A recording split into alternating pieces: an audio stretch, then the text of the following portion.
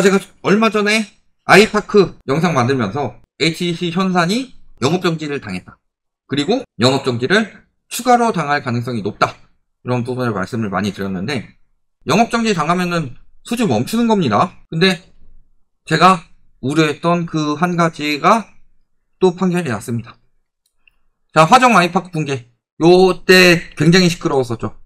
최근 몇 년간의 부실 아파트 중에서 화정 아이파크 붕괴는 거의 탑순이었죠. 1등을 달리다가 검단 자이 무너지면서 관심도를 그쪽으로 좀 뺏기긴 했었는데, 광주 화정 아이파크 붕괴가 결국 영업정지 처분을 받았다. 얼마나? 1년. 그래서 두 가지로 나눴습니다. 부실 시공으로 인한 중대한 손괴 또는 인명피해 초래. 인명피해가 났죠. 6분이 숨지고 1분이 부상당하셨죠. 이걸로 영업정지 8개월. 그리고 산업안전보건법에 의한 중대재해 발생을 이유로 영업정지 4개월.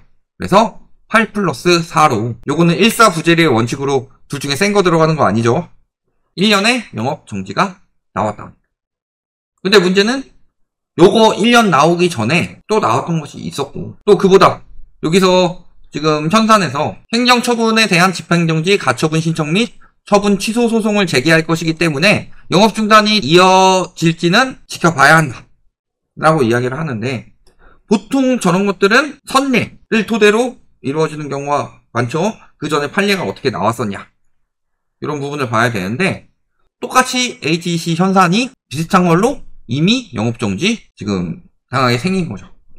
그래서 서울시를 상대로 8개월의 영업정지 처분을 취소해달라라는 소송을 제기했지만 패소한 판례가 이미 있다. 이거는 화정 아이파크 이전에 생겼던 학동 붕괴 사고 문제죠.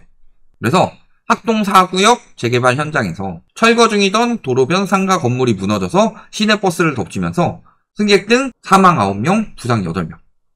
이게 8개월 영업정지 처분을 받았고, 요거를 취소 소송을 냈는데 패소를 했다라는 것은 얘도 역시 가처분 신청 및 취소 소송을 제기할 것이지만 비슷한 사례이기 때문에 패소 가능성이 매우 높다. 그런 거죠.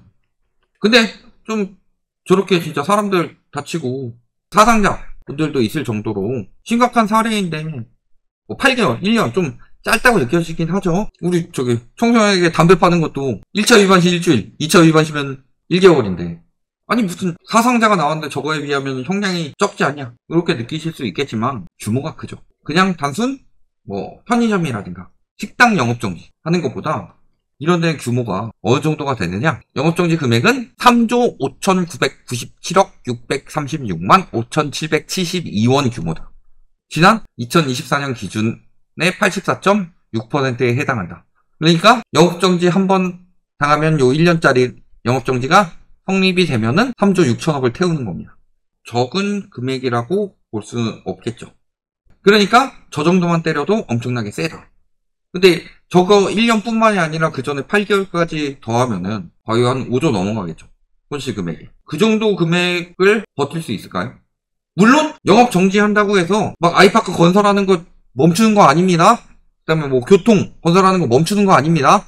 기존에 수주 받았던 건 건설을 하되 새로 수주를 1년 8개월 동안 못 받는다는 거예요. 그러면은 물론 그 건설업이라는 게 1, 2년 만에 끝나는 게 아니니까 기존에 수주 받았던 것들로 그 1년 8개월 동안도 일하면서 돈을 벌 수는 있겠죠. 다만 수주에서 쭉쭉 밀리게 되면은 건설사 도급순위 이런 것들도 밀릴 테고, 실질적으로 영업을 해서 돈을 따는 거죠. 수주하는 것 자체가 영업하는 거잖아요.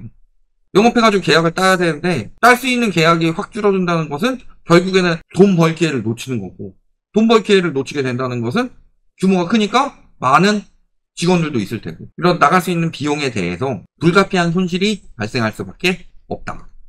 그러니까 현재 수주 경쟁에서 미친 듯이 따내려고 하는 거예요. 예를 들어서 최근에 용산 정비창, 여기에 분양 책임을 제한을 했다.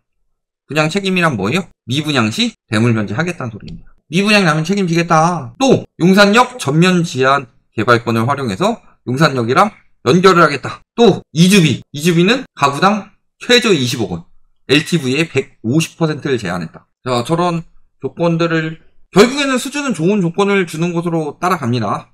얼마 전에도 제가 그 HTC 현산에서 수주를 따기 위해서 굉장히 무리한 조건들을 많이 낸다. 이런 부분을 말씀드렸던 것 같은데 그게 얼마 전이고 지금도 이러고 있어요? 왜 그렇겠어요? 1년 또는 8개월 영업정지가 진짜 현실화가 되면은 짧으면 8개월에서 길면 1년 8개월까지 갈 수 있죠. 그러면 수주를 못 따요. 그럼 그 전에 따놓은 것들로 버텨야 되는데 그 전에 미리 많이 따놓지 않으면은 막상 그 시기에 어떻게 돈 벌리? 그러니까 수익을 줄이고서라도 어떻게든 최대한 지금 영업정지 처분 나오기 전에 최대한 수주를 많이 따놓는 형식이다. 이렇게 보면 되겠죠. 그런 겁니다. 문제는 자, HDC 현산 지금 개월 동안 빠졌다가 엄청 올랐죠. 지난 5년 보더라도 이때 막 문제 터져가지고 쭉 빠졌는데 그거 대부분 다 회복했어요. 요거 믿고 들어가는 사람들 어떻게 돼요? 저기 영업정지만 당하냐? 주권 매매 거래도 30분간 정지를 한다. 왜? 또 그냥 쏟아져서 팔까봐. 그런 겁니다. 그러면은 저게 주식시장에 굉장히 긍정적인 소식일까요? 아니면은 부정적인 소식일까요? 굉장히 부정적인 소식일 수밖에 없다. 주식도 그렇게 주권 매매 거래 정지를 30분간 때렸다는 소리는 주식시장에도 문제가 생길 수 있기 때문에 한 거겠죠. 그러면은 자, 건설사 붕괴 가속화되는 것에 있어서 HDC 현상도 타격을 입을 수밖에 없고 이미 무너지는 곳들은 어마어마하고 삼부토건이라든가 뭐 금호건설이라든가 이런 것들은 진짜 장난 아니겠죠. 그리고 문제는 근데 우리한테 와닿는 게 뭐가 있어요? 아이파크 좀 안 지어지면은 집값 떨어질 거라고 확신이 들어요? 건설사들 붕괴가 일어난다는 것 자체가 금융권으로 붕괴가 번진다는 거고 이미 건설사에서 신탁사까지 갔어요. 신탁사에서 이제 금융권까지 번지는 거죠. 이미 금융권에서 그래서 건설업에 대한 부실채권이 글로벌 금융위기 때를 넘어섰다. 근데 그것보다 더 중요한 건요. 나는 건설사 주식도 투자 안 했어. 부동산도 안 샀는데 뭐 떨어지든 말든 알 거 없어. 아이파크 살지도 않아. 노후자금이 날아가게 생겼습니다. 자, 국민연금이 HDC 현산 주식 비중을 대폭 늘린 이유는 지난해 5% 이상 투자한 종목 중에서 지분율을 가장 많이 올린 종목이 HDC 현산이다. 그 이유는 21년과 22년 발생한 두 건의 광주아파트 붕괴 사고 관련 리스크가 해소가 되면서 두 건의 리스크가 해소가 됐죠. 하나는 영업정지 1년이지만 해소가 됐고 하나는 영업정지 8개월이지만 해소가 됐죠. 아니 저런 결과들이 나오지 않았는데 어떻게 해소되었다고 생각을 하냐. 그래서 A 부정적에서 A 안정적으로 신용등급이 상향 조정까지 됐다. 이거 믿고서 투자 들어간 사람들도 많을 거고 이거 믿고서 국민연금공단도 지분율을 가장 많이 올렸는데 국민연금 하는 것을 보면요. 믿고서 했을까? 과연? 오히려 띄우기로 들어가지 않았을까? 이런 생각도 듭니다. 국민연금이 여기저기 손실나는 거 들어가고 있어요. 예를 들어서 환율 치니까 국민연금 투입되죠. 최근에 부동산 무너지니까 리츠 시장에 국민연금 돈 투입됐죠. 여기저기 들어가는 거예요. 그런 것들에 우리의 노후자금이 쓰이고 있다. 국민연금은 수익성을 올려가지고 국민연금 보장 안 된다고 하잖아요. 수익성을 올려가지고 보장을 더 많이 해줘도 모자랄 판에 저런 데다 자꾸 들어가고 있는 거다. 그게 핵심이죠. 시총이 1조 1896억 원 이런 호재로. 근데 영업정지 금액이 3조 6천억이다. 물론 저게 다 손실나는 건 아니겠죠. 매출이라든가 매출이랑 순수익은 또 다른 거 하니까. 그렇지만 저런 데다 또 투입되는 우리의 노후자금이 또 문제가 될 겁니다. 요즘에 이제 일하는 연령을 늘리게 되면 어떻게 돼요? 그러니까 국민연금으로 경제 방어하면서 더 수익 낼 수 있었던 거 수익 줄여들었고 그러니까 국민들을 보고 일 더 해라 라고 말하는 현상까지 오고 있다. HDC 현상 문제도 다른 것보다는 크지 않겠죠. 달러 방어라든가 이런 것보다 또 주식 방어라든가 이런 것보다는 크지 않겠지만 저런 것마저도 영향을 또 미치게 되는 거다. 우리나라가 노후 대비가 되겠냐. 노후 걱정이 되는데 애를 어떻게 낳겠냐. 여기까지 말씀드리겠습니다.